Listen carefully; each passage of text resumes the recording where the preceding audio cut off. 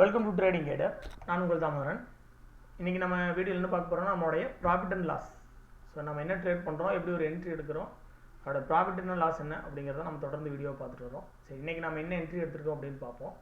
So அதுக்கு முன்னாடி மார்னிங்கில் வந்து நம்ம எப்பயும் போல் நம்மளுடைய ஹிஸ்டாரிக்கல் டேட்டாவில் என்எஸ்சியில் இந்தியாவில் வந்து ஹிஸ்டாரிக்கல் டேட்டா பார்த்துருந்தோம். அதில் பார்த்தீங்க அப்படின்னா வந்து என்ன வந்துருக்குது அப்படின்னு பார்ப்போம். ஷார்ட் கவரிங் வந்து கிரியேட் ஆகிருக்குது, ப்ரைஸ் ஏறி இருக்குது. அதே நேரத்தில் பார்த்தீங்க அப்படின்னா ஓப்பன் இன்ட்ரெஸ்ட் இறங்கியிருக்கு. அதுக்கப்புறம் என்ன ரீசன் அதுக்கானது பார்த்தீங்க அப்படின்னா ஷார்ட் கவரிங்.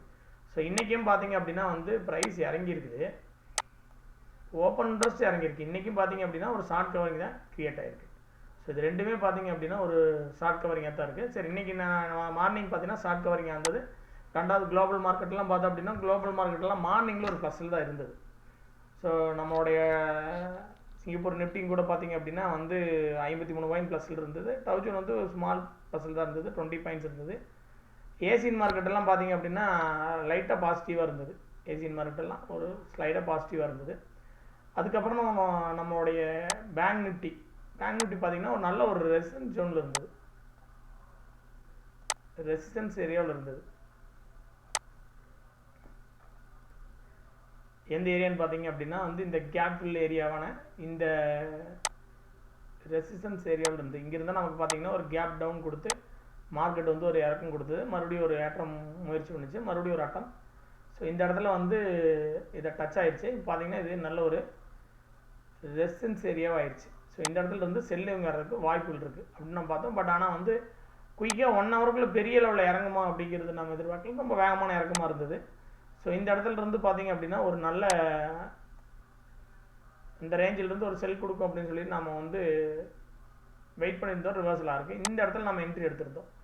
ஓவராலாக இதையும் பிரேக் ஆயிடுச்சு அப்படின்னா வந்து ஒரு நல்ல ஒரு டவுன் இந்த ரேஞ்ச் வரைக்கும் கொடுக்கறதுக்கான பாசிபிலிட்டி இருக்குது அப்படின்னு சொல்லிட்டு இந்த இடத்துல நம்ம வந்து ஒரு ஸ்டேடல் போட்டோம். 37,000 வந்து நம்ம ஒரு ஸ்டேடல் போட்டோம். இந்த ரேஞ்சில் கால் அண்ட் புட்டை வந்து செல் பண்ணோம்.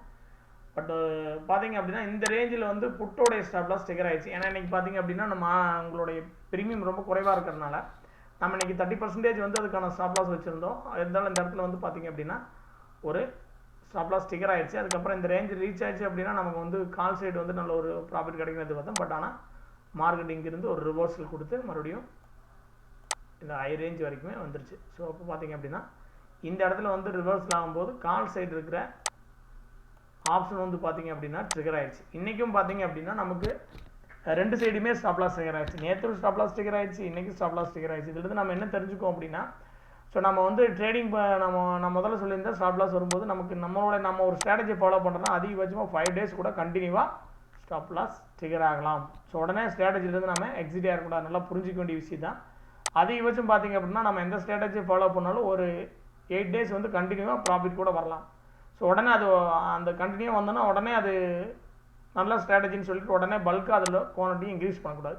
ஸோ இது வந்து இயல்பான ஒன்றா இருக்கு பார்க்கணும். நம்ம இந்த 5 தடவைக்கு மேலே ஒரு ஸ்டாப்லாஸ் ஸ்டிக்கர் ஆகுதுனா தான் அது என்ன ரீசனபிளாக அந்த ஸ்ட்ராட்டஜி சரியாக இல்லை, என்ன ப்ராப்ளம் அப்படின்னு பார்க்கணும். இல்லை அப்படின்னா நம்ம வந்து கண்டினியூ பண்ணலாம். அதுக்கான பேக் டெஸ்ட்டு நம்ம அதை வந்து ரெக்கார்டாகவே நம்ம வந்து க்ரியேட் பண்ணி வச்சுருக்கிறதுனால நம்ம வந்து அதில் பயப்பட வேண்டியதில்லை. நம்ம அடுத்து ப்ராஃபிட் வரும்போது ஈஸியாகிடும். அப்படியே நடந்தாலும் 1 மந்த் ஒரு லாஸ் வந்து வர்றதுக்கான இயல்புகள் இருக்குது.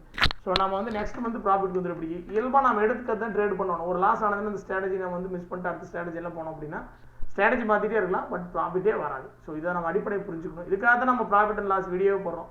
ஸோ பெரிய சக்ஸஸ் ஆகிறவங்க எல்லாமே லாஸே பண்ணுறது இல்லை, எல்லாத்துக்கும் லாஸ் ஆகும்.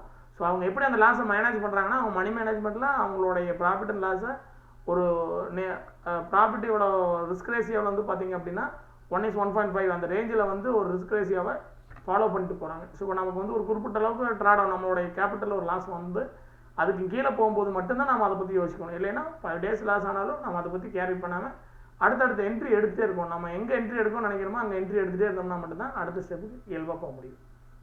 சரி, நம்ம இன்றைக்கி என்ன ட்ரேட் பண்ணோம் அப்படிங்கிறதையும் பார்ப்போம். ஸோ நம்ம வந்து 37,000 ட்ரேட் பண்ணியிருந்தோம்.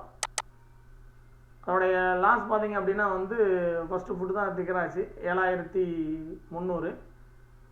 அதுக்கப்புறம் வந்து பார்த்தீங்க அப்படின்னா வந்து கால் ஆப்ஷன் பார்த்தீங்கன்னா 6,200. ஸோ இதோட 2 லாஸ் இருக்குது. அதுக்கப்புறம் பார்த்தீங்கன்னா நம்ம ஸ்மால் ட்ரேடெல்லாம் சிலதெல்லாம் வந்து பேக் டெஸ்ட்டுக்காக பண்ணியிருந்தோம். அதெல்லாம் ஒரு ஸ்மால் ட்ரேடில் ப்ராஃபிட் தான். ஸோ இது ஒரு 500 ப்ராஃபிட், இது ஒரு 500, இதெல்லாம் பார்த்தீங்க அப்படின்னா ஒரு ப்ராஃபிட்டபுளாக தான் இருந்து இந்த ஸ்ட்ராட்டஜி நம்ம அதிகமாக ட்ரேட் பண்ணாதனால இது ஒரு பேக் டெஸ்ட்டுக்காக பண்ணிகிட்டு இருக்கிறோம். ஸோ இந்த தான் மெயினாக நம்ம பண்ணக்கூடியது. இது மெயினாக இன்றைக்கி ரெண்டுமே ஸ்டாப் லாஸ் இருக்கிறாங்க, நம்ம ஃப்ரீயாக விட்டுறணும். அன்றைக்கி ட்ரேடை வந்து லாஸ் ஆகிடுச்சு, ஓகே ஃப்ரீயாக இதாகிடணும், ரெக்கவர் பண்ணுறோம், அதை லாஸை ரெக்கவர் பண்ணுறோங்கிற மைண்ட் செட்டில் நம்ம வந்து ரிவெஞ்ச் ட்ரேடெல்லாம் பண்ணோம் அப்படின்னா ரொம்ப ரொம்ப லாஸ் ஆகிறக்கான பாசிபிலிட்டி அதிகம். உடனே அதை நான் ரெக்கவர் பண்ணுறதுக்கு பை பண்ணுறது, இன்னொரு செல் பண்ணுறது, அதெல்லாம் நம்ம ரிஸ்க் இருக்குக்கே போகக்கூடாது. ஓகே நடந்துருச்சு அப்படின்னா அடுத்து நம்ம ப்ராஃபிட் பண்ணுறதுக்கு அடுத்த நாள் வந்து அந்த ஸ்ட்ராட்டஜியை ஃபாலோ பண்ணாலே போதுமானவங்க. ஸோ இன்றைக்கி ஓவராலாக பார்த்தோம் அப்படின்னா நம்ம வந்து ஒரு 12,000 வந்து நமக்கு வந்து ஒரு லாஸ் இருக்குது. நம்ம அதுக்கு முன்னாடி பார்த்தோம் அப்படின்னா நம்ம அமராஜ் பேட்டரி வந்து 670 கால் ஆப்ஷன் வாங்கி வச்சுருக்கிறோம். அது பார்த்தீங்க அப்படின்னா ஒரு 250 ரூபா ப்ராஃபிட்டில் இருக்குது. ஓவரால் 12,000 ரேஞ்சுக்கு வந்து நம்ம இன்றைக்கி வந்து லாஸில் இருக்கிறோம். ஈஸியாக இதையும் ரெக்கவர் பண்ணி கொண்டு போயிடலாம். ஸோ நான் தொடர்ந்து சொல்கிறது தான், நீங்கள் தொடர்ந்து ஒரு ஸ்ட்ராட்டஜி ஒரு ஸ்ட்ராட்டஜி சரியாக இருக்குது அப்படின்னு நீங்கள் பேக் டெஸ்ட்லாம் இருந்தது அப்படின்னா நீங்கள் கண்டினியூவாக ஃபாலோ பண்ணலாம். சரி, ஓகே, நாளைக்கு நம்மளுடைய ப்ராஃபிட் அண்ட் லாஸ் வீடியோவில் பார்ப்போம். Thank you trading gate.